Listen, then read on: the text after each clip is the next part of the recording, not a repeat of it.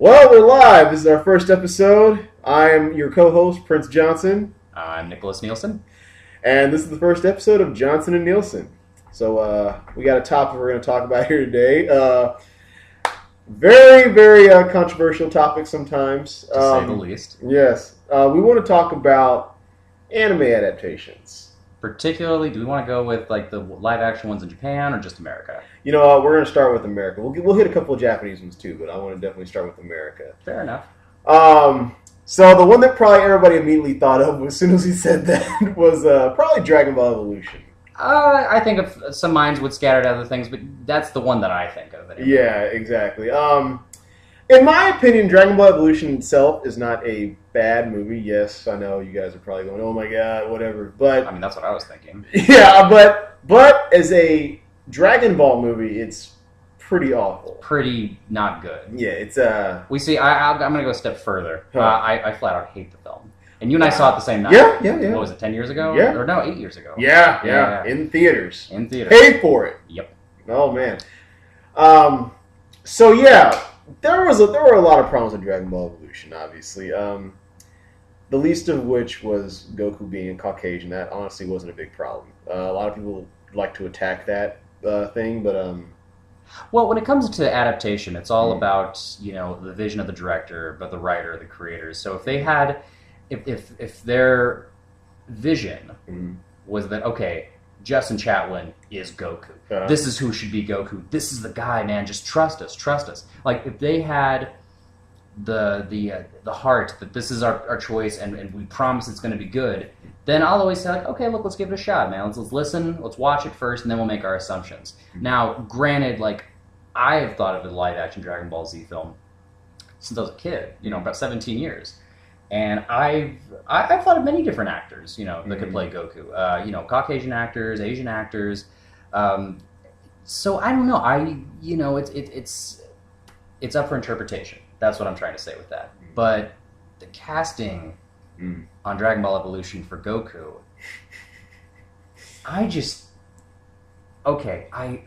So he wasn't the first choice. You know that, right? Who was? Tom Welling from Smallville. Man, just because he's Superman, like. Well, Goku, Superman. I know. I totally get it. Goku was basically the Japanese Superman, but like it's Tom Welling. Yeah. Well, Ron Perlman was the original choice for Piccolo. I heard about that. I didn't hear about that. That sounded pretty cool. But I think maybe he dodged a bullet with that one. Because, in fact, I think he said he did Hellboy 2 instead of Dragon Ball. Dragon Ball? Well, much better film. Of course, by far. But it's just, they were going with Demon King Piccolo still, obviously. Oh, yeah. All right. Yeah, he dodged a rocket there. So, let's try and say a couple good points about the film. Like, was there anything that you found, like, even remotely decent about it? Like, remotely salvageable? Yeah. For me personally, I'll say... I will say one thing. Okay, yeah. Okay. I actually kind of dug Yamcha. Really? Yamcha was like a Power Ranger, dude. Like, I'm just saying, like, when I first saw it, I was like, haha, he's a joke. That's like Yamcha. Okay, I can understand that, but... No, was he a good Yamcha? No, but, like, I thought he was about as big of a joke as Yamcha would be, so... Okay, I can agree with that. Hey, Yamcha, how's it going? Hey, yo, bro, yo! Yeah, he was totally a Power Ranger character. Yeah, pretty much, yeah. My wait, let me ask. Go was ahead. that dude's voice dubbed? Because I remember he was a Korean actor. I honestly have no idea. I've actually been meaning to look that up. Yeah, I've heard mixed things. Some people say, no, that was him. He did a really good job. Yeah. And other people are like, no, the dude, his voice is totally dubbed. Okay, I kind of have to go with the dub thing, because I was like, that dude does. I bet that dude doesn't sound like that. You can't see I'm shrugging. I'm like, I don't know. Yeah, I mean, I don't know, man. That's a little fishy there. Right. Well, my salvageable thing about the movie was actually James Marsden's as Piccolo. I like him in Angel. I like him in Buffy. And Spike's a fun character, but Spike's not translate to Piccolo. Well, no, he wasn't playing Spike. He was being No. Piccolo. He wasn't even playing Piccolo. What? Come on. All right, I think he did a pretty decent job of being Piccolo, honestly. He gave his heart to that, man. He worked the best with the material he had. Exactly. and it wasn't good material. So I'm sorry, I can't. The give material it a pass. wasn't good. I'll give you that, but at least James Marsden. You can't deny James Marsden's was probably the best thing. about James that movie. Marsden is a very talented actor, and I've enjoyed him in other things. But he didn't have a full. There's a thing that we used to say in film school.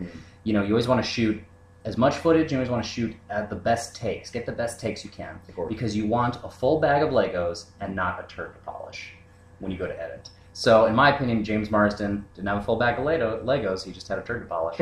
Well, I think he did a pretty damn good job of polishing that turd. It was pretty shiny. Come on! No, I can't. I'm sorry, man. I hated the film afterwards. Oh, man. Okay. That legitimately kind of made me angry as far as adaptations Well, I agree with go. that. I saw my theater, some guy got up and stormed out the theater screaming. I remember that guy. Yeah. We were in the same theater. Yeah, that's right, yeah. Yeah, to rape my childhood. That was legitimate words. And I thought, I was mad, but I wasn't that mad. I was just like, all right, I get it. But I was like, I get it. I understand what he's going through. Yeah. In fact, if I recall, I don't know how well you remember that, but remember he had his girlfriend sitting on his lap the whole movie, because literally it was just the seven of us that were all the film. Yeah, it was our group of friends, him and his girlfriend, one other friend. And I think it was just us that went and saw it. I think so, yeah. Yeah. And they threw her off and threw her off, slammed the door. Oh my god. That was a gold nerd rage, man. Yeah, it was. But well deserved, I admit. Yeah. Well, let's break down the main topic that we're ultimately trying to say is anime adaptations and why they're so difficult, or why no one's quite nailed it. Yeah. And Dragon Ball Z especially, you and I grew up on that show. Totally. Yeah. We initially started with the Ocean dub in the late 90s. Woo, 1996, 97, yeah. Yeah, because I remember it came on this on WB in the morning. I remember waking up early and getting ready for school, eating a bowl of cereal. I'm like, oh, what's this? And I started watching it. Yep. Huh. I remember the first episode I caught was actually Dragon Ball. See, not me. I started with Z. I started with the first episode. Man, Raditz comes to man, it was just destiny, dog. What is going on? See, for me, I caught an episode of Dragon Ball where you learned the Kamehameha from Master Roshi. And then the next time I watched it, I saw it next Saturday, and it was a movie, The Blood Rubies or whatever. And then the next time I tried to catch it again, and it showed this spaceship. Well, first you see the standby for Dragon Ball Z, and I'm like, what's happening? What's going on here? Some of those old narrations were pretty gold. They had their moments. They definitely stuck in my head. Oh, yeah. Next time on Dragon Ball Z. Yeah, man. And then we're off to the races, man. We're running. Really was. And that's why I always, I can see maybe a movie producer initially saying the numbers, how well this merchandise sells, how the views of the cartoon. They're like, we need to do a movie about this. Yeah, and then when they actually look at the material, they're like, what the fuck is this? I can literally see them in an office right now. They're playing the first episode, and they're like, wait, his kid's got a monkey, and they're probably watching Dragon Ball Z. Yeah. They're like, wait, the kid's got a monkey tail. Right. This other guy's from space. Like, how the hell wait, he's an alien too. Right. Oh, wait, so they can fly and they shoot out beams. Yeah, that's kind of like a. It's definitely a mind fuck for a studio, I think. Well, yeah, but it's something like that. You either have to go all the way to the beginning with Dragon Ball, or you have to, if you're going to do Dragon Ball Z, you just got to hit the ground running, and you're like, this is the world. Right. And I would imagine that you want to give some backstory, like, okay, well, this is Goku. He fought in a tournament. He killed this dude named Piccolo. And he was born with a monkey tail. And he's a good fighter. Right. There's a way. It's a little short backstory. Yeah. Yeah, I mean, remember we discussed this, Lord of the Rings. If you watch Fellowship of the Ring, there's that whole 6 minutes? Yeah, it's like prologue, 6 minutes. Yeah. Where you basically learn the whole history of the ring. It's amazing. And they kind of briefly cover the tale at the beginning of The Hobbit. About how Bilbo came from. With Gollum, and we said, dude, that's how a Dragon Ball Z film should be. Yes. You start it right at the beginning of the Sand Saga, but you do a little prologue of some kind. It'll be a montage or, an actual voiceover narration, and you just give the whole history of this world. Absolutely. The fans will know it, and anybody that doesn't know, they'll be like, oh, this explains everything. Exactly. Well, I know when we first saw, I'm sure we talked about this, we didn't know anything about Dragon Ball, really. No. I knew that one episode and I saw in the movie, which on the movie had nothing to do really with the actual plot of the show. Right, yeah. And everything that we needed to know about the history was kind of explained in exposition the first few minutes of the episode. Yeah. By Master Roshi and a couple other characters. And that was it. And that's all I needed. And I didn't have to know, exactly what happened when Goku was a kid, even though that's interesting stuff and it's a great show in itself and manga as well. But you only need so much. A couple minutes, you're good, man. Yeah. And we discussed that. It's look, and this is the studios listening to us. Look, you do a proper adaptation of it. And I don't mean like you come in, you change it to like, they're all wearing black suits and leather, and it's like, what were you expecting? Yellow spandex. Don't pull a fucking Fox with that. I know Fox had the rights to Dragon Ball Evolution. I have my quarrels with X-Men. I like X-Men, but like that was a big mistake. Agreed. But look, you do a faithful adaptation. The fans will respond, man. I promise you. To be fair, Goku had his orange gi kind of, man. Like when he first puts it on and everything? Yeah, but you see those scrawny arms, dude. Yeah, and also blue pants? Blue pants? Really? Come on, man. Yeah. It was, no. Sorry. No. Yeah. Didn't work. I'm all for updating the look every once in a while. And once in a while, they do a good update. Not a Dragon Ball's a bit of like adaptations in general. I know what you mean. Like think of comic book films, like Marvel, the cinematic universe. They've done some pretty cool adaptations. Like they made the Iron Man armor. Looks pretty awesome. Cool. First time you saw it in 2008, that was pretty cool. Oh, it looks amazing in live action. But then you do a character like Quicksilver, and you see Age of Ultron. I'll even say Days of Future Past, and you're just like, oh. Yeah, it just doesn't look. It doesn't look right on screen. It doesn't work. No. Something has to be done to kind of like just bring that into the real world without like making it super cheesy. Well, I've done martial arts. I started martial arts when I was 15. I'm 29, and I've worn gis like for a good portion of my life. And for me, a gi is like a pair of PJs or pair of workout clothes. You put them on. It's like okay, it's like uniform at work or something like that. Goku, man, it's just like, it's not hard to make an orange gi. No, not at all. No. And it's not even a full gi. Like, he doesn't have the sleeves and everything. You could do something really cool, man. Embrace that Oriental, that Asian heritage, man. I think they tried to do that in Dragon Ball Evolution, but it looked really impractical. Like, they gave him all these kind of like twirling kind of like ribbons on his uniform and stuff, and it just looked really kind of silly, man. And something that we always wanted to talk about, the hair. God, dude, oh my God. It's a small thing, but it is an important thing. No, it thing. matters, man. That's really that's part of Goku's character. Well, we discussed like the way they did Hugh Jackman's hair with Wolverine. Like if you read the comics, and we're talking like 90s comics, before the movies came out, he had very exaggerated hair with the mutton chops and everything. And that was a question I think we're like, is that going to look silly? I mean, because to us in the comics, it works for some reason. Like, we believe it. I think we're always willing to like suspend belief, like when we're reading something fictional, as opposed to like watching it, if it's not live action. True. Yeah. Animation, we give a little bit of a pass. Exactly. That's why we love cartoons. Of course. And some of those outfits look ridiculous. When you think about it, because you see cosplayers dress up that, you're like, oh my God, thank God the studio didn't do this. But sometimes you see something like, like the Deadpool costume, and it works just fine. Okay, touche, I'll give you that. Great. Well, like we watched, and we've been watching like these fan live action films. Yeah. We've seen the K&K production, we've seen Runaways, we've seen Light of Hope, we've seen Fall of Man. Shout out to all you guys. Man, some of the great stuff, man. Keep creating. And I feel like as far as like the hair for Goku that we've seen, the one that we really like felt kind of got it right was Runaways. Because it looked like, well, think about it. Goku is a dude who grew up in the wild as a kid, so his hair isn't stylized. It's just shaggy. Yeah, when you see Justin Chatwin's hair, dude, it totally looks stylized. It looks like a faux hawk. Yeah, it looks like a punk rock kid. Right. Like, put a leather jacket on the guy who's about to play on stage in a band. And it's funny, like, he tries to put gel in his hair, like, to slick it back, and it's like his hair is obviously already gelled. Right. It's silly, man. Now, granted, that was the one time I did kind of chuckle at the movie. But it was only because I was like, but I thought about it, I was like, wait a minute, did Goku ever try that, like in Dragon Ball or Dragon Ball Z? No, but... I was like, that's dumb. And I chuckled because it was dumb. Right? But in a sense, I feel like that was actually kind of one of the better little homages to like the source material. The fact that Saiyans hair never changes. Right, yeah, exactly. Right. I mean, I'll give you that. But I mean, there's a way you can make it look like Goku's and it doesn't have to be exaggerated. Right? I talk about Hugh Jackman. Like, watch the very first X-Men. You see they try to kind of mimic that look. Yeah. And in the first movie, it looks so kind of passable, but it does look a little off. Like, you're like, what is... But then as the movies went on, they kind of like...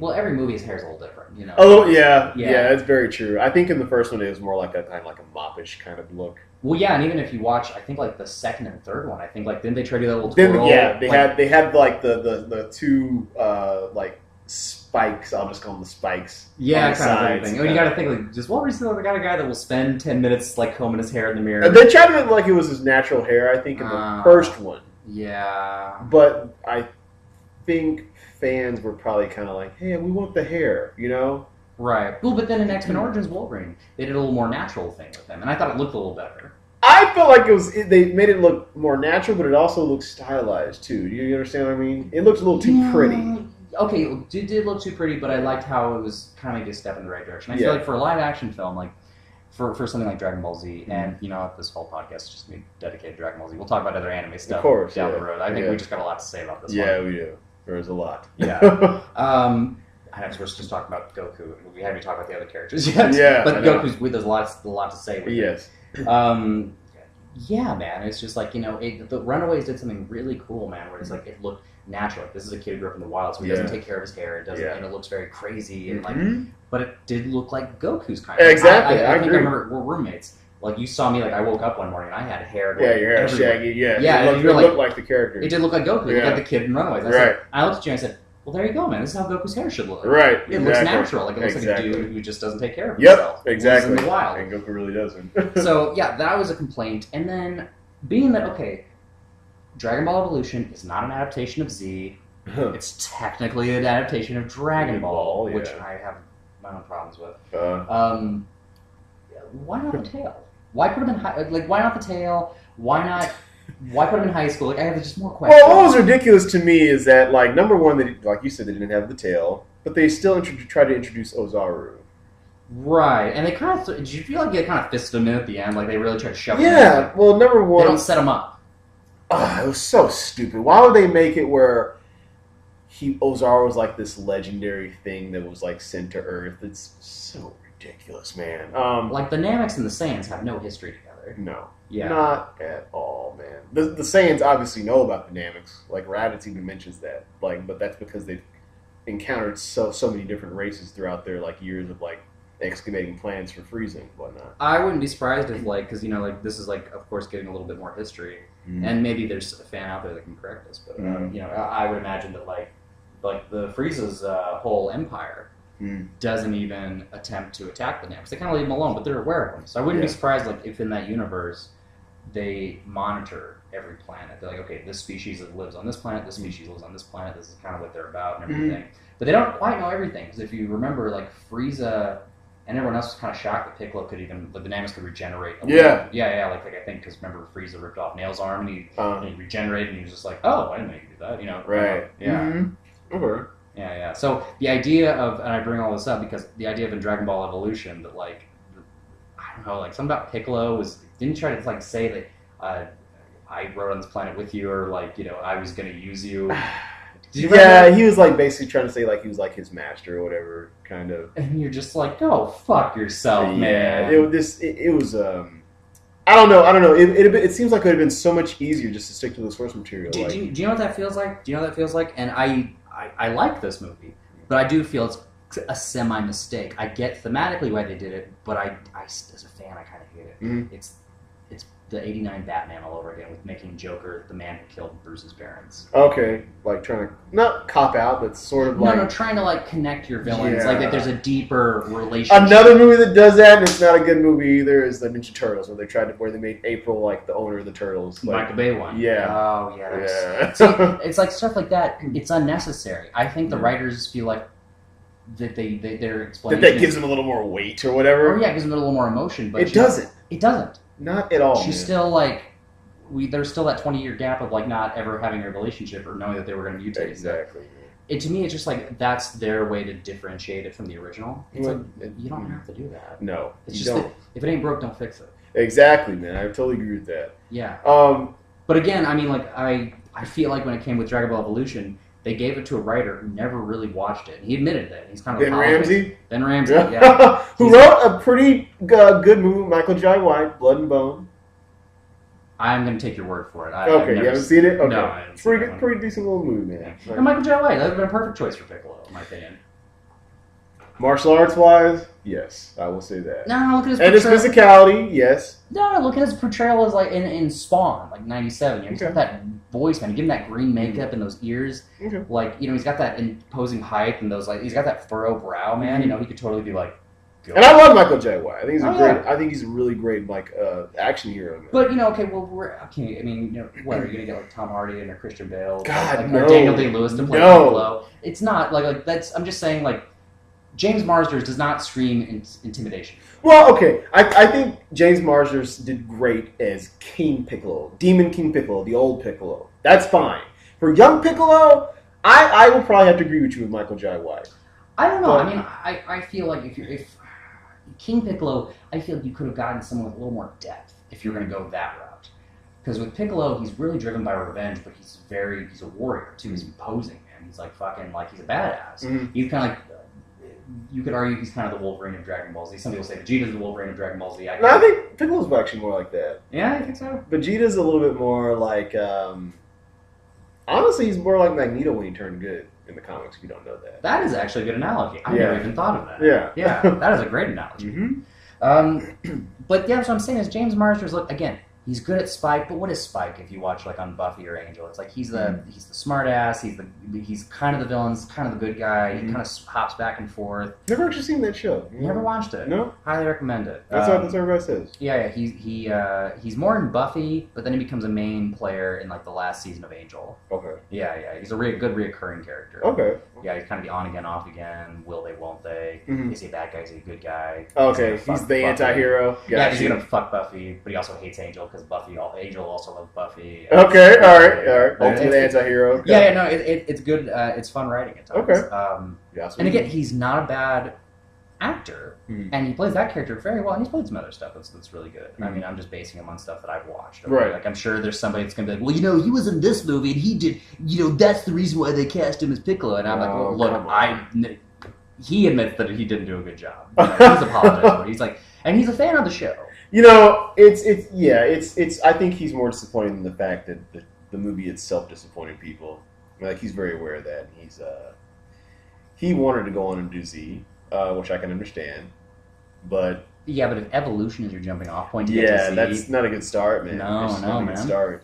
I mean, I feel like why not do like a stylized world that sets up a franchise. I mean, this is how like movies like Harry Potter. This is why they do so well. This is like the way the Marvel Cinematic Universe does so well. Yeah, like if we're willing to accept things like Harry Potter, like and all these like Star Wars, Guardians of the Galaxy. Why did the studio feel like it was necessary to cut so much great material out of like characters? Like there's no Krillin, Tien. No, and like Krillin. Okay.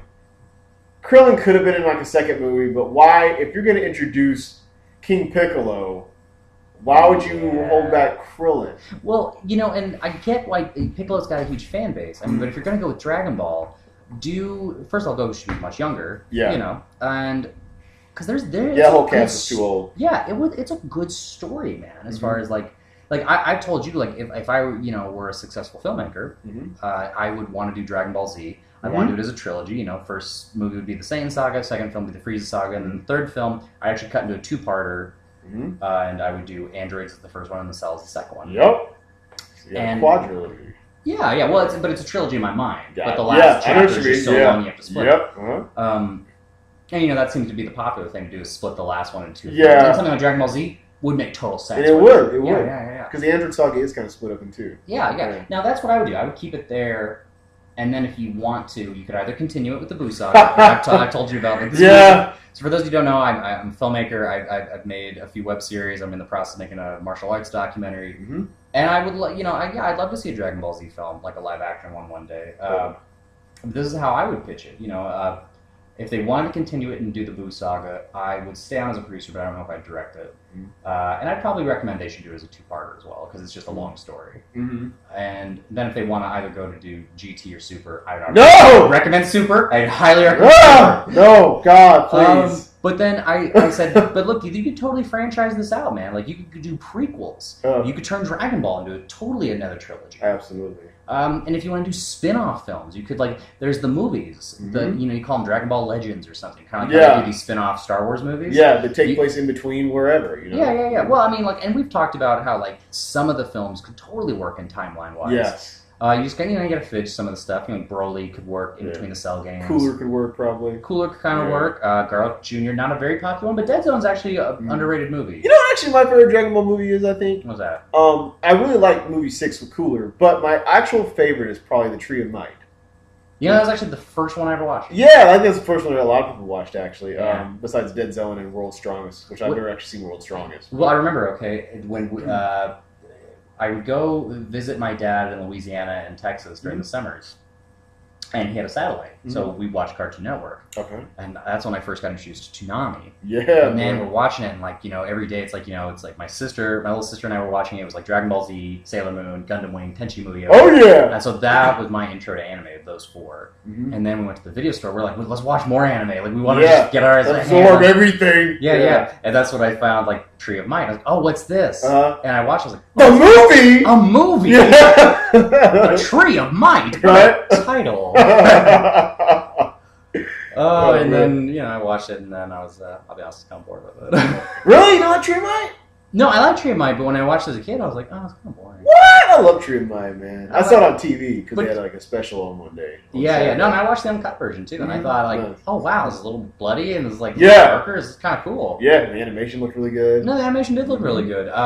But then when I got older, I learned to I kind of it wasn't my favorite film when it was all said and done. I actually kind of like Dead Zone a little better. Really? I just think the animation is a little smoother and crisper. You think? Do that whole fight where he takes on the 3 of Garlic Jr.'s minions. Yeah. It's just you talk about Akira Toriyama has gone on record and said that Jackie Chan was his inspiration for Goku. Totally, yeah. Dude, that whole fight, especially when he's fighting with the power pole and everything, and he's moving around, dodging their blades and stuff, and he looks all scared. That's totally out of Jackie Chan's style. I was gonna say, that actually reminds me a lot of Police Story 2 where they're fighting in the playground. Absolutely. It really did. Yeah, that's a great sequence. You haven't seen that? Please watch that. Yeah, if I had a time machine and I could go back in time and just get a younger Jackie Chan, I would totally he'd be Goku. Oh yeah, in a second. 100%. Yeah. Of course, if I had this time machine too, I would probably have Brandon Lee play Gohan. I've talked about, man, I would have been Teenage Gohan. If I could get him younger too, it's okay. But Teenage Gohan, yeah, he would have been great. Like the Boo Saga. Yeah. I can see that for sure, man. Yeah, man, he was taken too soon, man. Yeah, it's unfortunate. But let's talk about some of the other characters. We've kind of been dwelling on Gohan or Goku. It's just the first person that popped in my head. I'll tell you. Okay, you say all right. Popped in your head. I'll tell you. Popped in my head. Master Roshi. Okay, we were on the same page. Yeah. Chow Yun-Fat. Love him. Love him to death. Why would you? You should have given the money back. To be honest, dude. Okay, here's a flat out problem. I actually thought when I heard Chow Yun-Fat's playing Master Roshi, I was like, gold. This might actually be okay. Yeah, I know. That's why it hurts so much. I know. And this is coming right off of the third Pirates of the Caribbean at World's End. Not a very good film. Yeah, that's right. But his look in that film, bald head, that long Fu Manchu kind of look. Yeah, and I was like, oh, dude, you totally gray that up and maybe make it a little bushier and stuff like that. Give him the shades. That's your Master fucking Roshi, right? And I bet you that's what somebody saw. Somebody at the studio was probably like, oh my god, just look Chow Yun-Fat. That's Master Roshi right there. Yeah. When they saw that movie and they changed his look completely. Yeah, they gave him hair on his head. And clean shaved face. Yeah. He basically was just Chow Yun-Fat. Yeah. Seriously, in a Hawaiian shirt. Do you remember that line? I am Mutant Roshi! Ha ha! You did so! No, man. But okay, I will say that I thought it was a nice homage, but that didn't feel like an anime moment.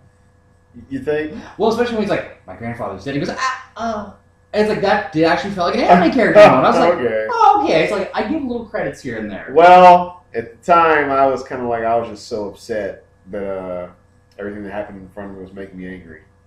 What did you not think it was a little cool that his house was on that little island? Okay, that was nice. Okay, great. Why couldn't it be out in the middle of nowhere like the anime? Yeah, why was it in the middle of the city? And why does a city have a tiny little house on an island? Yeah, in the middle of it. That was really weird.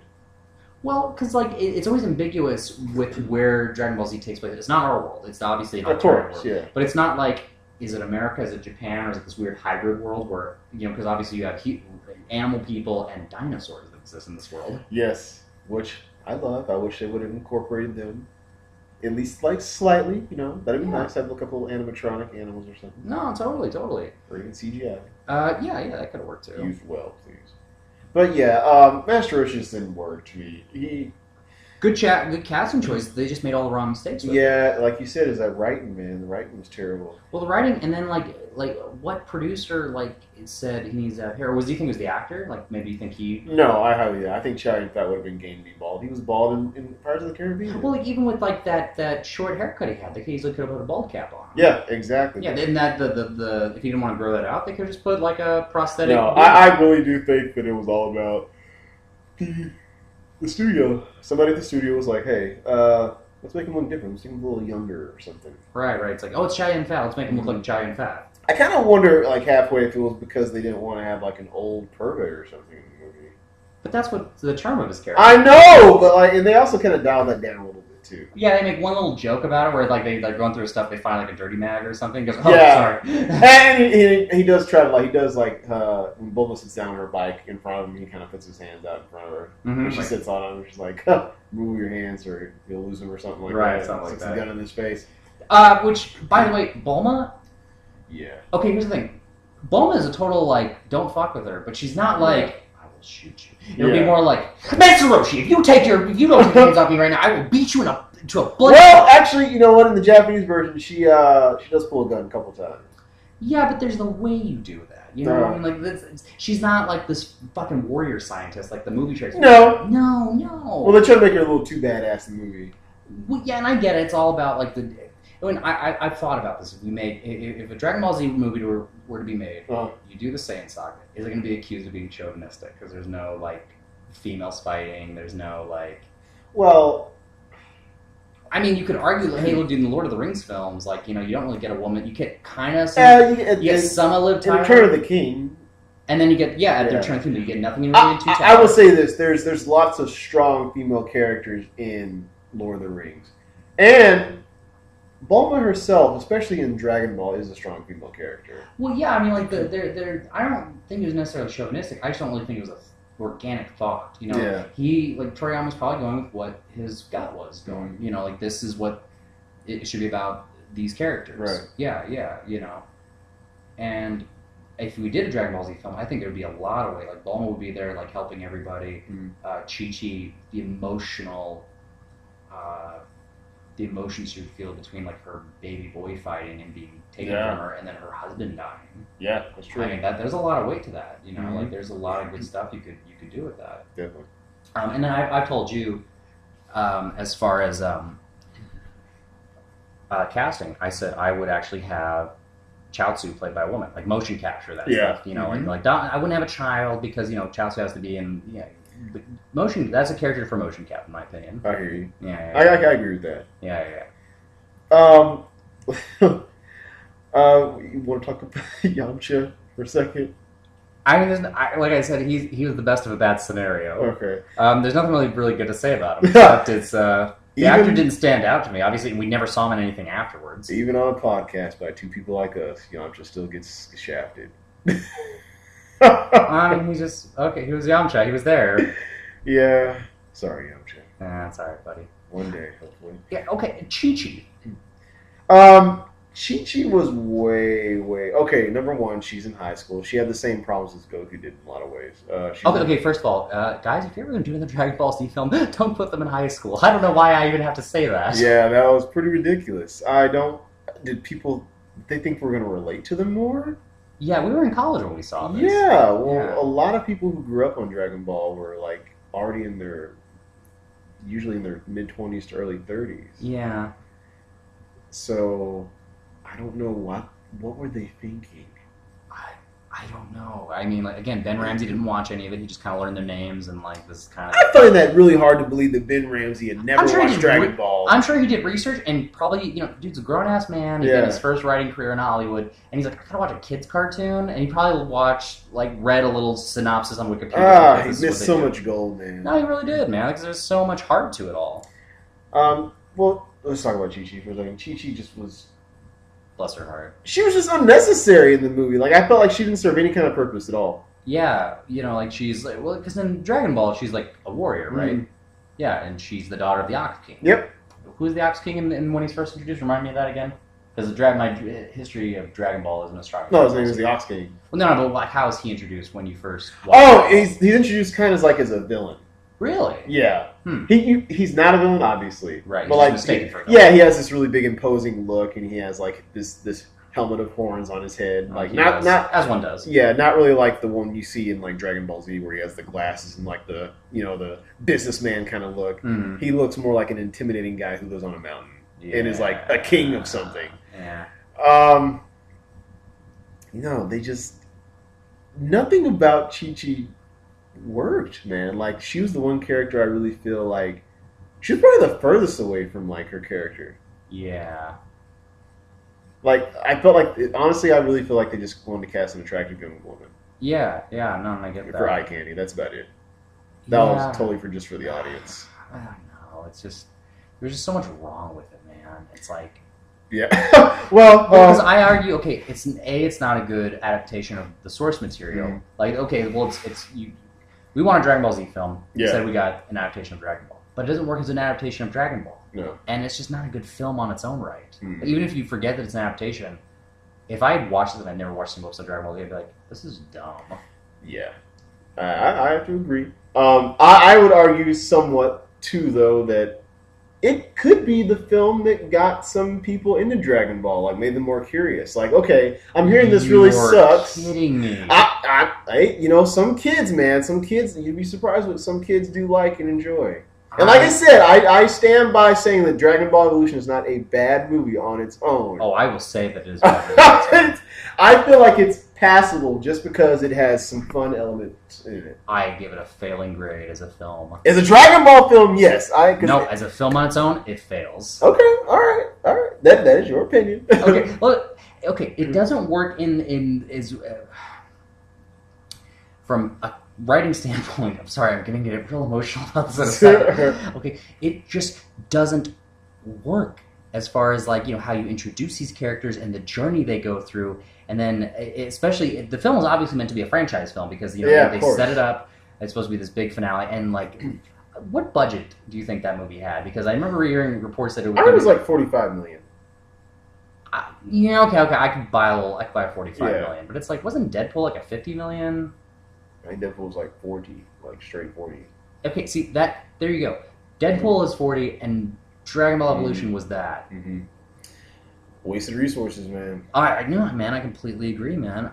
It's like you said at the beginning, like it's all about finding that right filmmaker who has a good vision for this stuff, man. Yeah. I mean, do you think, say, like if you wanted to do like a live action Dragon Ball Z film, you want to do the Saiyan Saga? You think you could do it for $40 million?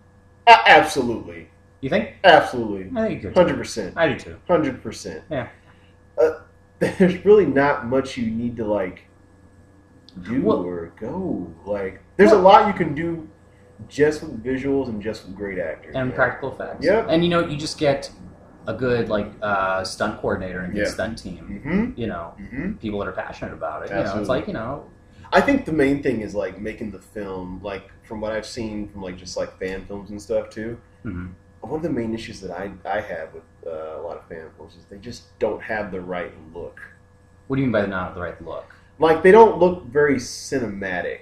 Okay, I see what you're saying. Like, so they don't have that cinema quality. Yeah. Because when you say not right look, because I was like, well, I don't know. Some of the fan films, like no. They get like the idea right, like as far as like how it should look stylistically. Yeah. But when it comes to like seeing certain shots, it just looks like a fan film. Yeah. It looks like a fan, and they are, and that's what I'm not hating on them. Like I say, keep doing what they are. I mean, let's it's not keep doing what you're doing. Like you're learning and stuff, especially with that kind of stuff. But for a big budget movie in the theaters that I'm going to go pay for, I want that shit to look awesome, man. Sure. I want it to look amazing. I want what Man of Steel did with Superman, just visually. You're talking about the fight at the end. Yes. Okay, the fights in general, the fight in Smallville, the fight with Zod.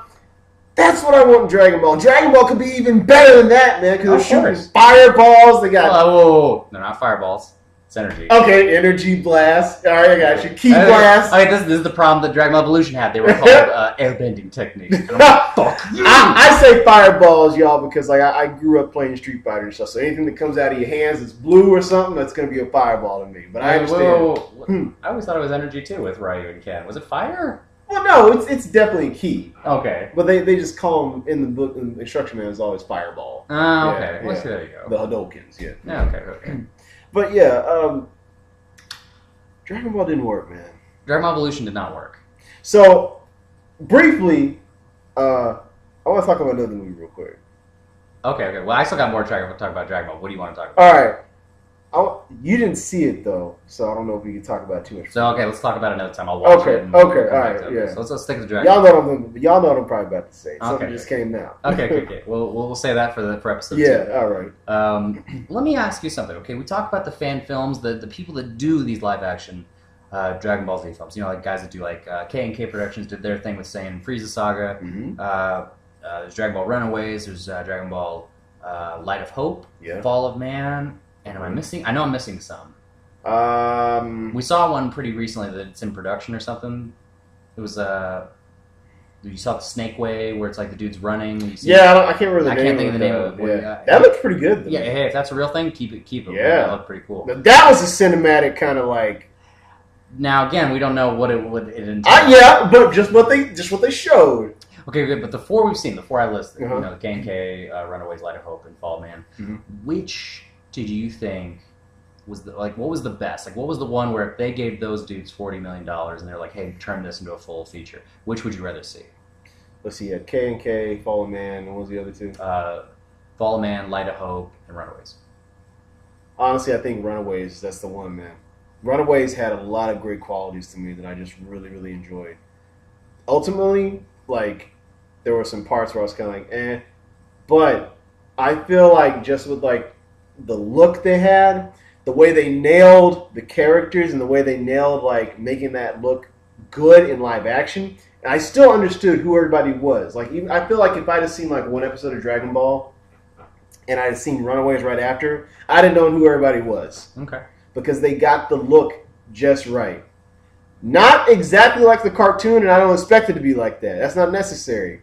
But they got the essence of the character through the looks. Mm-hmm. Like Goku's hair and stuff, it wasn't like stylized or anything. It looked messy, like a real person's hair would be, but it also looked like Goku's hair. Yeah. Without being like, oh, okay, we obviously had to put some gel in his hair to make him look all crazy and stuff. Yeah. Master Roshi, I mean, how simple is it to make a Master Roshi? Yeah. Okay, you know what? We didn't talk about this with Bulma Evolution, but you know, we talk about the hair. Talk about Goku's hair. Yeah. What about Bulma's hair? I personally was fine with the little blue streak in it. Yes, you can dye her hair. It's super easy. Just make her like kind of like. Bulma could easily be like, she's a very stylish young woman, so like that's easy to like say, okay, she likes dyeing her hair. Well, okay, I get maybe like they didn't think it would look right or look weird, but you know, then they came out with like a year later, they did Scott Pilgrim vs. the World with Ramona Flowers. Yeah, and her hair is like every color of the rainbow in that movie, and it works. Man, if Edgar Wright ever got his hands on Dragon Ball. Oh yeah, but you know, I think after Ant-Man, he won't touch another property that's not his. Oh man, like it's all gonna be original stuff, which is not a bad thing. No, I'm ready. But I agree, man. That'd have been amazing. You know who would be a good director? Huh. Justin Lin, I think. Justin Lin? I think so, man. Like okay. Yeah. I think that dude. He's definitely pushed for an Asian cast, which I love, man. Yeah, no, dude, and I think he would, if he got his hands on it, man, he would make something the fans would want to see. He'd make the action top notch, and he would make. He's good with ensemble cast. Yeah, man. he killed it with Star Trek Beyond, man. Yeah, no, and he could jump into a franchise that isn't his, man. But I think like something like that, start fresh, dude. You know, and we've talked about this. Like, it would make sense that the primary cast should be like all Oriental and stuff like that. There's some people who could be different colors, obviously. But different like, races. And stuff. We just mean like Goku and like obviously there's a lot of characters. Tien, Krillin. Yeah, that I feel, and there's not enough great roles for Asian actors nowadays. So it's great, man. Especially, I mean, like there's plenty of indie films and stuff, but like big budget stuff. I want to see some Asians and stuff, man. I want to see some diversity up there. Absolutely, man. No, same here, man. We've discussed that, like who we'd cast our dream cast about. Absolutely. That. Yeah.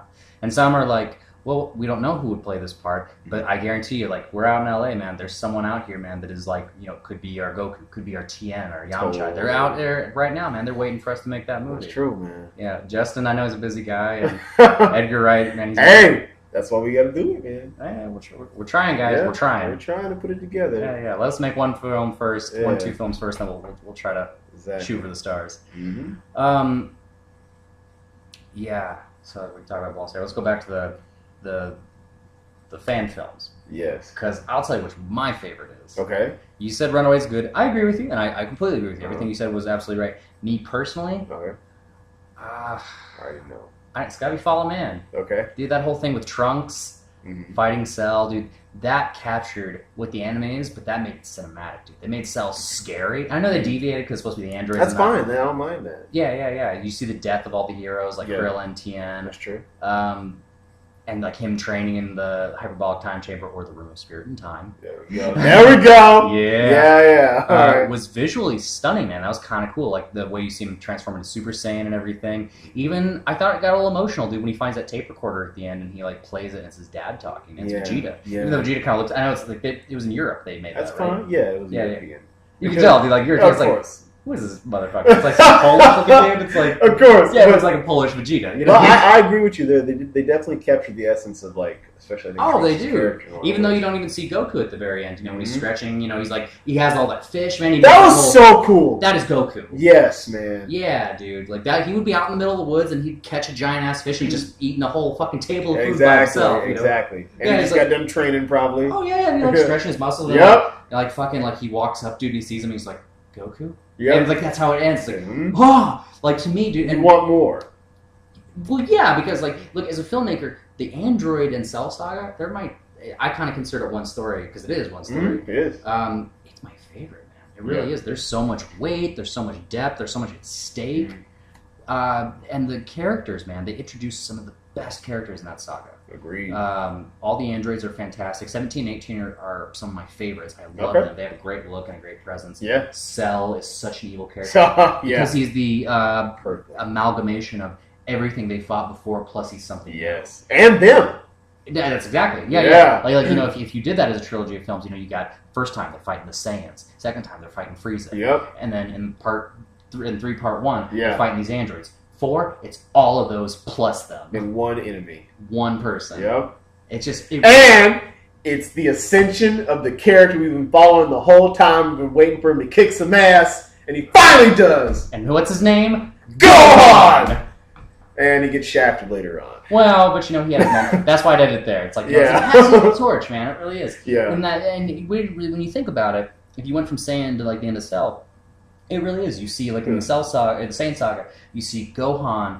Everyone sees it like there's something about him. This kid's got an unlocked potential. Yeah. You see a hint more of it in the Frieza saga, Mhm. and then Goku kind of comes in, Yeah. and then you see Super Saiyan, and you're Yeah. like, oh, what is this? Yeah. And then androids, everyone can kind of, okay, well, Vegeta can become a Super Saiyan. Yeah. So can Gohan, and this kid from the future, too. Right. And then androids, like, that ain't enough, though. Yeah. And it's like, it goes back to Gohan. It's like, Yep. there was something this kid had. Yep. Remember. Yeah. Remember your power. Yeah. Let it go. Get angry, Gohan.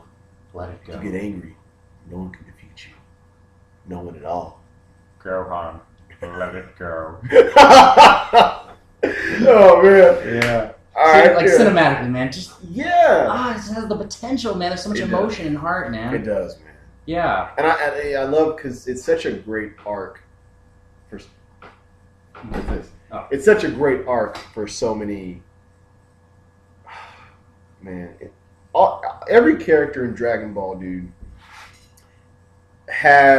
you can call it shallow, call it what you want, but I don't think so. I disagree. Every character in that show, man, has like a really cool arc. Oh, yeah. Throughout the story. No, absolutely. Especially your mains. Well, even some of the side characters, man. Yeah, Bulma. Bulma, Piccolo. Yeah. Android. Side. Piccolo ain't no side. No. But dude, from the But beginning of has a great Saiyan, arc, yeah. Yeah. To the end of Cell, dude, he really does. You see him like become an enemy to a father to like a friend. It's like there's a lot of depth behind that. And he even says something about Vegeta, like he's like, you were really brave for doing what you did. Yeah. And it's just the two of them when he says it too. Uh-huh. And Vegeta, You know, he doesn't want to admit it, man. And then everyone, as soon as he leaves, he's just like, dude's probably about to fucking break down and cry, man, because he's like, I wanted to prove it to you, Goku, that I could beat you, and now you've taken that from me. You died, and now I can never prove that I'm better than you. Right. Dude, there's so much that's everything about his character, man. Well, Vegeta has a great moment too, man, where his son gets killed in front of him. The son he claims he didn't want. Kind of denied for a lot of the time. Yeah, you know. The first time you ever see him actually show, well, besides the Frieza saga where he gets killed, first time you ever see him, second time you see him show some actual emotion. Absolutely. But the first time you see him actually show that he cares about somebody. Right. Even like the brief moments with like Android 18, man. Like, you know, she's this like cold-hearted killer when you first meet her, and then she's kind of a good guy by the end, and falls in love with Krillin, the little man. Our boy Krillin, man. He tapped that, and they got a kid to prove it. Yeah, they do, man. Yeah.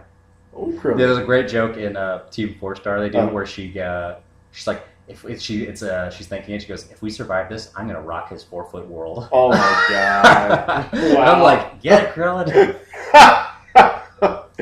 Oh, Krillin, man. Man, he's talking about a character that should have been in Dragon Ball Evolution. Dude, totally, man. They dropped the ball by doing all these other like. And you know, I actually thought the director was a good, solid choice, man, because he did the first Final Destination, and then spoke him into existence, man. What's that? You spoke him into existence. Well, it's not okay. I'll say that for another one. maybe I'll acknowledge it. But he did Jet Li's The One. Yes. With him and Jason Cool Statham. Concept. I actually like that movie. Well, dude, if you go back and you watch some of the action scenes in that film, especially at the end when Jet Li fights himself, dude, where they get like they're stronger and they go really fast. And the lava sparks and all that. You're like, whoa, man, this is Dragon Ball Z. Yeah. And I remember like there was like a big fan video. I think it was Pojo. It was an anime magazine, but they did one specifically. It was the whole magazine was dedicated to Dragon Ball Z, and they talked about their ideal live action Dragon Ball Z film, and I think they said Robin Shu from Mortal Kombat. This is early 2000s. Oh wow! Yeah. As Goku. Mortal Kombat Robin Shu. Yeah. Jet Li is Vegeta. This is like I kind of remember right this. after Lethal Weapon 4, man. Okay, it's all right. I'm with you. Yeah. WWE is Goldberg as Nappa. Come on. Okay, you know what? I have to agree with that because he had the perfect look for it, and he probably he probably could have played him just fine. Yeah, if you go back in time, I probably would cast him in that. Yeah. Vegeta, what's the power scouter say about his power level? It's over 9,000! Hearing Jet Li say that, I don't know. Nah. Well, maybe. No, honestly, I think... I love Jet Li, man. But I don't think for Vegeta he would have fit because... You don't? Nah. Even his prime. Like, I know he's a little too old now. His accent, man. You think, like... His accent would kill it? I think so. Well, and you know that's the thing that like most people in and I hate to say that, man. Like no, he's not a bad actor, but you know it's like let's not be coy about it. You know, if it's a limitation, it's a limitation. Right. Because some people think, for that character, it is. Well, yeah, and there's this argument of like, well, you know, it is such a big action film. Like, do you get actors and try to teach them how to fight, or do you get stunt guys and try to teach them how to act? Right. You know, like it's not the '90s or in the '80s anymore where you can get a Stallone or a Schwarzenegger or a Jean-Claude Van Damme. They just kind of look the part. That's another topic for another day. Yeah, no, that's another topic for another day. That is something that you kind of have to like try to do a balancing act, I think. You know, or you just get an actor. You know, like I've talked to stunt dudes in Hollywood, and they're just like, well, look, our job is to choreograph the fights and make it look good. You know, the actors just have to sell it. You know, right? We'll do what we can with them. You know, but, you know, it probably wouldn't hurt if the actors had some sort of martial arts background, of course, or some basic training. Yeah, it makes it a little easier for the stunt coordinators. Sure. Yeah. I see what you mean though. Like especially for Vegeta, I don't think you could just get some short, muscly martial arts dude. I think you'd have to get someone with some. That's some gravitas, man. Yeah. Vegeta's a very, very like. He's a good character, man. He really is. He really is. Strangely enough, Akira Toma's least favorite, which is weird to both of us. Well, it's like you gave a really good description earlier where you said that, you know, Vegeta kind of reminds you of a young, like Magneto when he goes from bad to good, kind of goes back and forth. Like, dude, think of like Michael Fassbender. Think of Ian McKellen, man. Yeah. Like, if Michael Fassbender was maybe like 10 years younger and a little shorter, he'd probably be a good choice for him. Like, as far as acting chops, you know, especially when you describe, dude, remember his acting in like that first class the prequel. Yeah, he was good in that. Yeah. No, he's really good. And he had the gravitas. Yeah. No, Apocalypse wasn't that good, but he's the best part of Apocalypse. Yeah, I didn't like Apocalypse at all. I didn't like it either. But do you arc, remember? Yeah, with his with wife the family and kid. dying. Yeah, there's some real chops that he does in that. Yeah. And that's like that instantly does kind of. As soon as you said Manny, he's like Manny. Was like I instantly thought of Michael Fassbender. And an actor like that would definitely bring some gravitas. A dude who could be stoic, but a guy who's like there's some pain behind them. Yeah, he's got some vulnerability in him. Yeah, I mean, when you think about it, like you get down to the psychology of Vegeta, he is. I mean, he was a kid who, like, from the time he was born, he said, "You are going to grow up and be the most powerful warrior. Yeah, your race is the best, and you're the son of the king. You're the prince of all Saiyans. You are, man. And yet you're also under the rule of this tyrant, Frieza. Yeah. And like your life, he could kill you at any second. Yeah. So you always kind of this fear. He killed his father, yeah. Even though he didn't know it, but he kind of suspected it. Yeah. And he probably always had that fear, man. Frieza probably secretly always scared him. Yeah. Yeah. This is just me, man. I'm reading too much into it. No, I don't think so. I think that's probably really. There's definitely some truth in there. Yeah, and then your first outing, like your first story, which would be the Dragon Ball Z, you come to a planet seemingly to pick up someone who should have destroyed this planet like years ago, and you find out that he forgot who he was, and now he lives among them. Yeah, and he's probably as strong as I am, and he actually kind of kicks your ass. Yeah, exactly. And you're the prince. Yeah. And suddenly this low class Saiyan, like farm boy redneck. Pretty yep. much. Mm-hmm. Now I see why there's more about Goku, little farm boy redneck, because Goku is. That's kind of who he is. He's like kind of Clark Kent. That's kind of his equivalent. Yeah. Just like like the Japanese version. Exactly. Totally. Yeah. But yeah, they this farm boy grew up in the wild, little like low level like. Mm-hmm. Beats you're a dude who can blow up a planet with a ki blast, man. One hit, 2 fingers. Yeah, if you want to correctly. Yeah. Planet Arlie knows that well. Yeah, of course.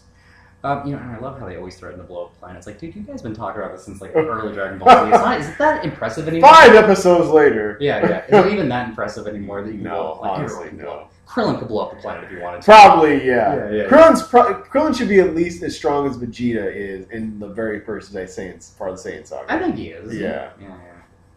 And the power scaling always is kind of wonky. We forgive it because we love it. Yeah, of course. It's like, in theory, it's like, everybody should be as strong as Vegeta was, and he was like the ultimate threat. By the end of it. But then, was he that strong or was he that weak? I mean, like, when you think about it, 18,000 power level. So, when I was a kid, I always thought like when Vegeta was reading the power level, like he said it's over 21,000. At one point, the 9,000 thing? No, it wasn't the over 9,000. It's like when something was coming, like when it was Goku coming. Oh, okay. Something's coming. I think it has a power level of 21,000. Like. But maybe I was a kid and I just completely like, it was like one of those. Nah, he wasn't that strong yet, I know for sure. Yeah, I think it was a Mandela effect kind of thing. That's the way I remember it, but that didn't happen. Bernstein is spelled Bernstein. Yeah. What else we got, man? Man, I don't know, man. That movie just hurts so much. And do you feel like that movie hurt other anime adaptations? Yes, because Dragon Ball is enormously popular, and I'm pretty sure when studios saw it failed. Yeah, horribly. Oh, it did. Yeah, it lost money, didn't it? Yeah.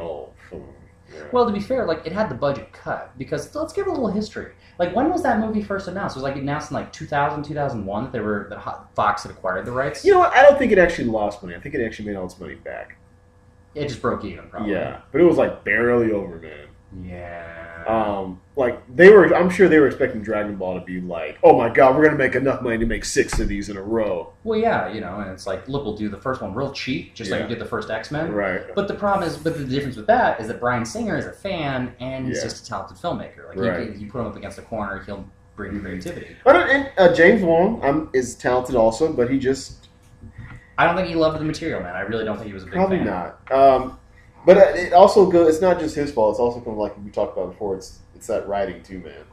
Well, there's that, and it's like, dude, they apparently Toriyama apparently gave a lot of notes, and they just were like, no. See, now that's a problem there, man. Yeah, man, the creator is saying like, hey, if you like this is probably a little. Now, in defense, I mean, he's also a dude that has forgotten more about his own work. Of course. He looks the hair, Yeah, and the history of some of the characters. Yeah. And he forgets he has to rerun. Wait, I wrote what? exactly. That is definitely true. Didn't he forget Super Saiyan 3 was a thing? Yes. Yeah. He forgot Trunks' hair was purple, bro. And That's why Android 18's hair was almost going to be purple. Yeah, if you didn't know, the reason Trunks' hair is blue in Dragon Ball Super, if you haven't watched yet, is because he forgot that it was actually purple. Even though Kid's trunk is... It's still purple. Yeah, and then I even looked at you and I said, because I didn't watch all that, I just kind of jumped in at that point. I said, did they ever explain that? And he goes, nope. Yeah, exactly. Toriyama is notorious for being forgetful. But with that said, Yeah. if you get a note from him that says, hey, you shouldn't do this, or you should do this. Like, me, I'm like enough of a fan where, like, I feel like if he gives me a note and it's something like, oh, he just forgot this, then I can be like, well, sir, you actually wrote this, and this is how the character should be. Right. And then he'd probably be like, oh, you're absolutely right. I'm sure. I don't know. I've never sat in a room with him. I'd love to chat with him. Of course. But yeah, I just think that's so disrespectful, man. I mean, like, I'm sure, like, and... Look, I know you're going to defend Josh Trank's Fantastic Four to the end of time. I didn't like it. But Stan Lee, the dude who will say yes to the Fantastic Four 1 and Rise of the Silver Surfer, declined a cameo because he didn't like what they were doing.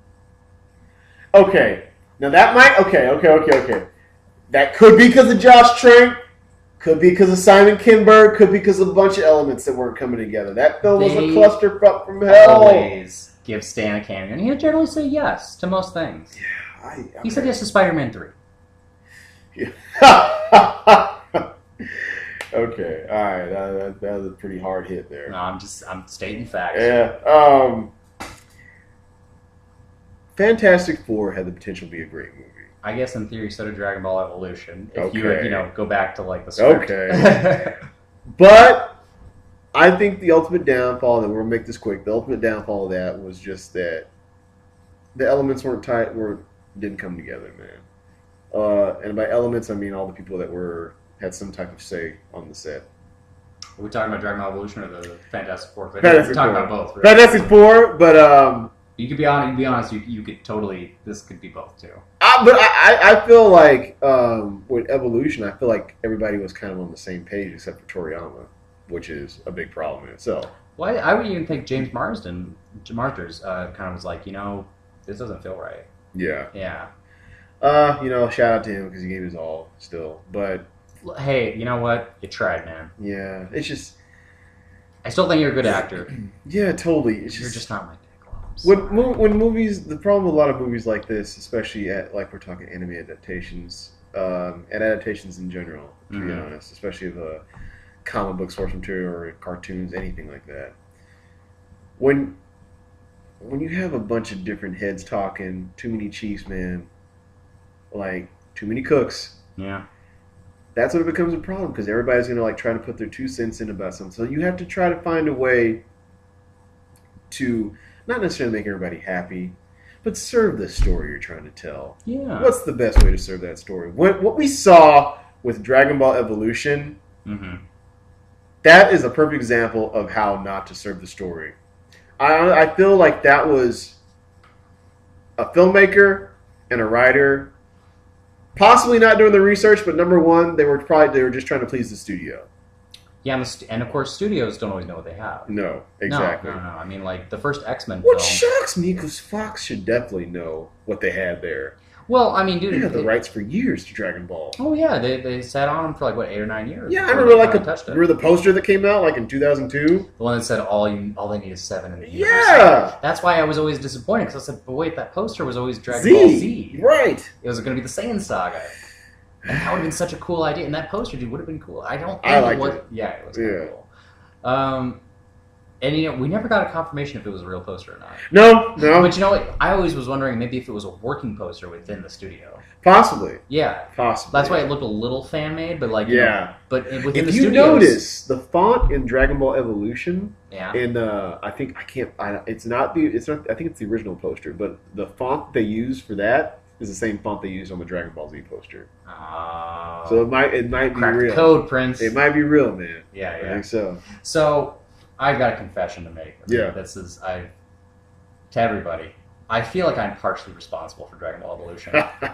This is a good story, folks. Listen well. Okay, so back when the movie was first announced, I was checking out the pages on a daily basis in the summer at a little website called countingdown.com.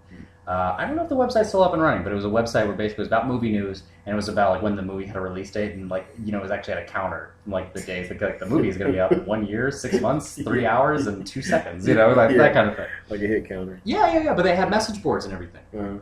I was on that stuff like all the fucking time, particularly about the live-action Dragon Ball Z film. I'd read about Spider-Man, I'd read about everything else, but I kept going back to DBZ because I was just like, I wanted to know, man. I was like, look, I love that one. Like, Spider-Man, okay, Tobey Maguire's going to play him great. Okay, X-Men 2, okay, Hugh Jackman's going to play him great. Goku, I want to know what's going on, man. How are they going to do this one? You know, it's going to suck, it's going to be good, because in your head, the less you knew, the bigger the expectations were, man, because you're building it up in your head, like you know, like, well, this is what I would make it like, you know? Right.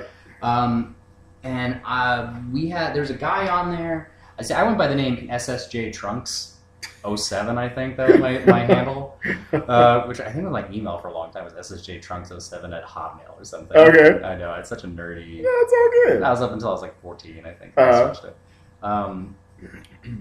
it. So, there's a dude on there who would take requests. It'd be like, hey, we're all excited for the movie. Who would you cast? And like, you know, we were throwing out actors' names, and he would Photoshop them to look like the DBZ characters. And it wasn't great Photoshop. It was literally just like they took their heads and put them on the anime cartoon.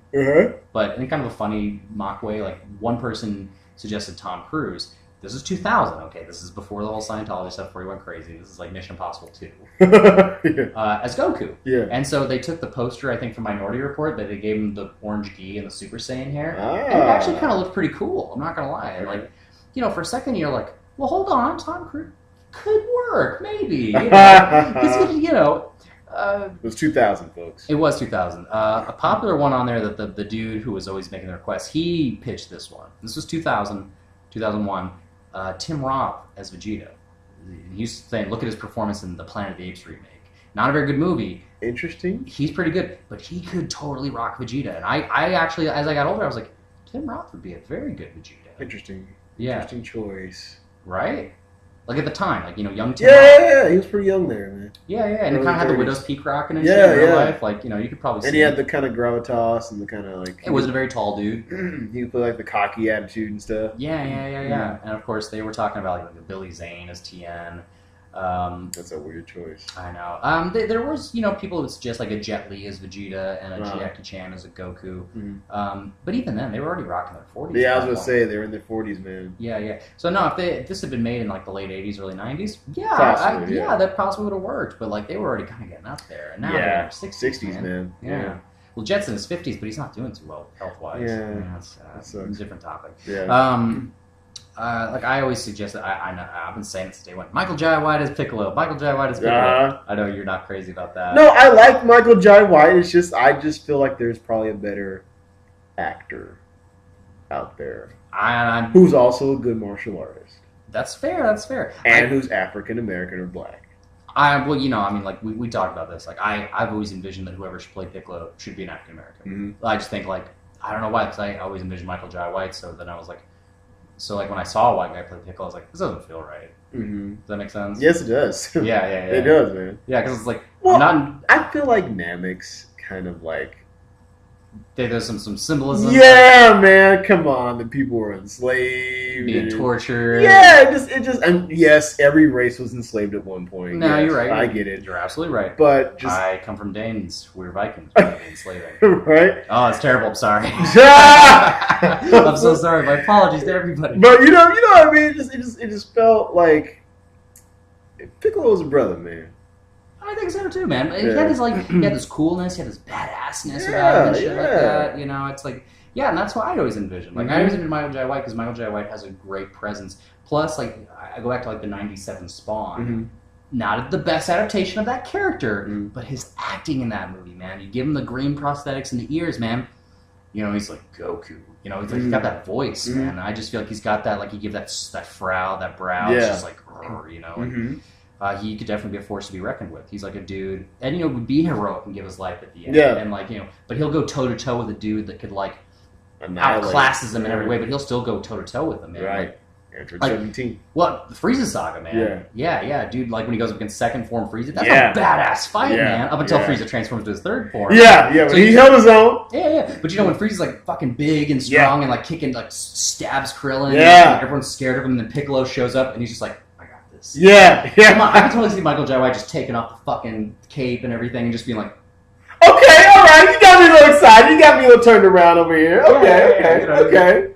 You know, and then not to mention, like, you know, we talk about, like, you know, if we got to the Android saga, imagine, you know, you get this fucking little pretty blue-eyed, black-haired little white guy going up against Michael Jai White, big, tall, 6 foot tall, you know, black dude in green makeup, and they're just like doing this thing where they're just punching each other back and forth, dude. But it's just like they're equals, man. And it's kind of this thing of like, fuck, the pretty boy's my equal, you know. It's like this good imagery, man. It's like, I got you. Yeah, man. I feel you there. And of course, the way that we've described it is like the androids, you kind of got to give them like a slight psycho look, you know. Yes. Yeah. I feel you there. For sure. Yeah. So you pit a badass against a psycho. That's kind of like man. That's like you pit the cool-headed person against the hot-headed person. You know, it's like that goes all the way back to like Batman and Joker, man. It's like, there's some cool shit there. That's true, man. Yeah, a little bit. Okay, all right, okay. You got me a little turn to the Michael J. White thing a little more. I'm just saying that's my choice now. If this movie doesn't get made for another 10 years, I think he'd be too old by then. So, of course, you know, of course. That's why I say, you know, there's another. But if this gets announced next year or something like that, he's my first choice. Right. Yeah. There's somebody out there though. I agree. And you know, like you said, there are better choices, but that's the mindset of like, well, are they gonna, like, I will always compare them, are they gonna be as good as Michael? Right. Yeah, for that role. Exactly. Sorry, I got off track. No, this is not off track. Okay, we're on the train still. Don't worry. So we're back to countdown.com. There was a guy that would come on there and, like, you know, he would do the requests for all these. Mm-hmm. So I took in my head the best of the photos and I made on Paint. No, I think I might have had Adobe Photoshop because we had a trial version or something. Okay. Or back in the day before they charged money, like when you had a free, like some old computers had a free. I remember. We had it, and then I was like, every time I got a new computer, I was like, hey, how come Photoshop's not on here? And then it's like, you gotta buy it, and I was like, how much? And I was like, oh, what? And it's like so expensive. It's ridiculous, man. Yeah, what's the industry? It's like $1,000. You can get like student versions for like $300 or something. Still, that's insane, man. Yeah.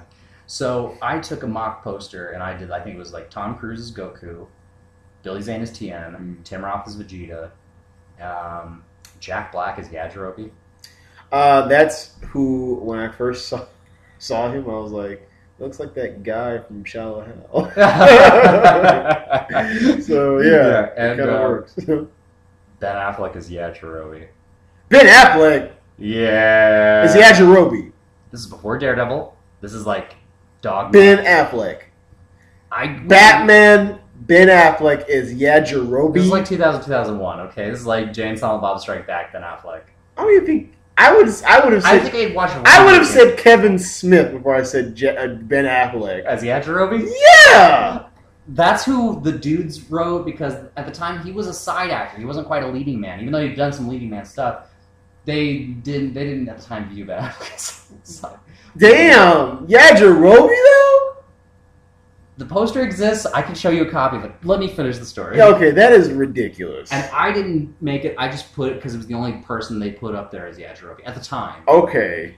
So wow. I made a poster, and you know, with movie posters, I had always noticed that, you know, there are credits underneath it. You know, like the 20th Century Fox presents a so-and-so production starring this, directed by this. Mm-hmm. So I built that. I looked at other movie posters, and I was kind of doing it that way. So I went 20th Century Fox presents a Funimation production, because those are the people that produced Dragonball Z. Yes. And this is where I feel like someone saw the poster that I made. And they took a lot of notes.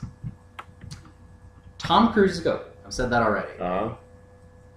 Years later, in fact, just 3 years later, 3 or 4 years later, Tom Cruise stars in War of the Worlds. Mm-hmm.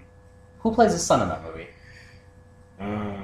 Justin Chatwin, who went on to play Goku. But if you notice in that movie, they look very similar. They could be father and son in that movie. If you kind of look at them side by side and stuff like that. Mm-hmm. So they probably looked at Tom Cruise initially. I would guarantee that the script some producer talked to him, made a phone call, hey, do you want to do this? And he's like, fuck no. You know, because I'm sure actors get offered roles and say no that we don't hear about. Of course. Yeah, like I'm sure years after the fact we heard like Will Smith was offered Superman.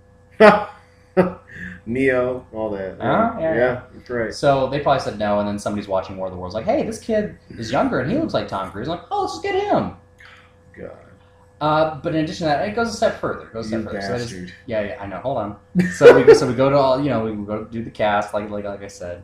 I think I said like music by Danny Elfman because my head Danny Elfman was the shit at the time. Well, he's still kind of the shit, but he's just hasn't done anything that good. Okay, all right. In recent years. That's arguable.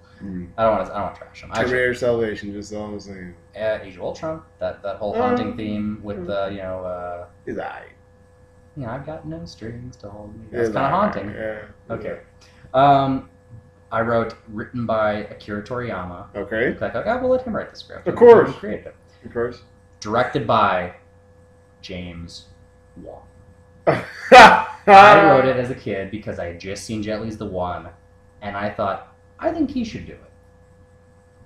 I'm not saying that I made all these choices. This is a 12-year-old version of me. But I guarantee you someone had to look at that fucking script. In another timeline right now, somebody's sending back a Terminator to kill you. Fuck you. But I guarantee you, man, they were probably checking out those message boards. And they probably saw these mock-up posters, and somebody looked at that poster and said, hey, this ain't a bad cast. Let's look at... Of course, nowadays, if you showed me that cast, like, like a 50-year-old Tom Cruise Goku and, like, Ben Affleck as Yajirobe and Billy Zane. That is, like, I am shocked and, like... Appalled a little. Ben Affleck is Yajirobe. Okay, this was late 90s, early 2000s. The world was a little different then, okay? A little bit? And I just picked the choices that other people had made the Photoshop for. But, yeah, I guarantee you somebody probably looked at some of these names and thought, maybe this is this is the direction we should go. Because as soon as they said it, as soon as they looked at it, they were just like, Tom Cruise got some star power. Well, he says no. Hey, this other kid looks just like him. He could be the next Tom Cruise. Let's get him. Somebody says, James Wan. Hey, he did The One. That's a kung fu martial arts movie. Let's get him to direct it. You know what sucks? Quick note. What's that? It seems like everybody who was in Dragon Ball Evolution, their career didn't go anywhere after that. No. Well, Amy Rossum kind of. Shameless. Beautiful Creatures. Yeah. She kind of, she's all that stuff. She's hung out. But she kind of does. Justin Chatwin's also in Shameless. Who's also in this last season of Doctor Who. Okay. Really? As a one episode guest star. Good for him. Yeah. It is not really bad. Funny enough, he plays a Superman type character. Okay. You can't escape it. What is with these people? No, he's got blue hair. He's got blue eyes and dark hair. Yeah, but doesn't that just drag us back to the original argument of Goku and Superman comparison? Yeah. Well, the connections are all there, kids. They are, man. Yeah, no, and he's a masked superhero and everything, and wears the glasses and tries to take them off to talk to the girl. Really? Yeah, but apparently he was created as a superhero inadvertently because of the Doctor, and the Doctor is trying to cure him of it, but he can never cure him apparently. Interesting. Yeah. Yeah, let's wrap it up. Okay. Final thoughts. Yeah. So we've covered one topic in a lot of different ways tonight, folks. Yeah, we'll have more stories and more things to talk Absolutely. We got plenty more for you guys. Yeah. So thank you guys for joining us. This was our first ever episode. Sorry if it seemed a little disoriented and Nah, it's all good. Let's just roll with it, man. They'll follow along, they'll ride the wave. Fair enough. So I'm your co-host, Prince Johnson. I'm your co-host, Nickolaus Nielsen. And this has been Johnson & Nielsen's episode 1, and we will talk to you guys next time. Later.